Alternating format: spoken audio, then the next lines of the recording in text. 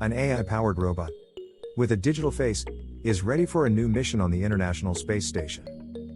The robot, called CIMON 2, worked alongside 2 European astronauts on past missions to the station in recent years and just got a software upgrade that will enable it to perform more complex tasks with a new human crewmate later this year.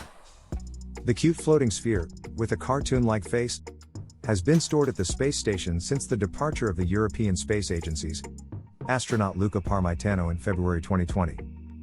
The robot will wake up again during the upcoming mission of German astronaut Matthias Maurer, who will arrive at the orbital outpost with the SpaceX Crew 3 Dragon mission in October. In the year and a half since the end of the last mission, engineers have worked on improving CIMON's connection to Earth so that it could provide a more seamless service to the astronauts. CIMON project manager Till Eisenberg at Airbus, which developed the intelligent robot together with the German Aerospace Center DLR and the LMU University in Munich. All the voice recognition and artificial intelligence happens on Earth at an IBM data center in Frankfurt, Germany. The signal from CIMON has to travel through satellites and ground stations to the data center and back.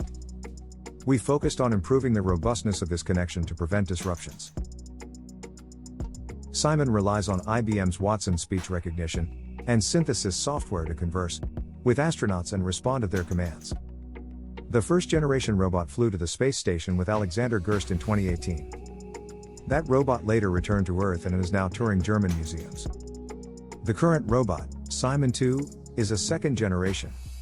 Unlike its predecessor, it is more attuned to the astronauts' emotional states, thanks to the Watson tone analyzer.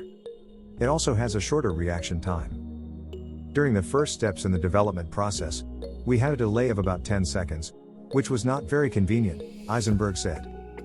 Through improving the software architecture, we managed to get down to 2 seconds, just in time for the first mission. With further software upgrades, we have now tried to eliminate delays that might occur when the connection breaks.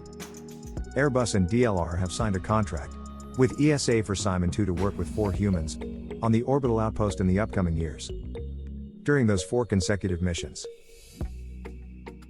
engineers will first test CIMON's new software, and then move on to allowing the sphere to participate in more complex experiments. During these new missions, CIMON will, for the first time, guide and document complete scientific procedures, Airbus said in a statement. Most of the activities that astronauts perform are covered by step-by-step procedures.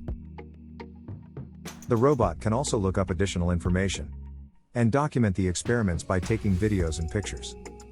The scientists will gather feedback from the astronauts to see how helpful the sphere really was and identify improvements for CIMON's future incarnations. For now, CIMON has only been trained to navigate in the European Columbus module of the space station.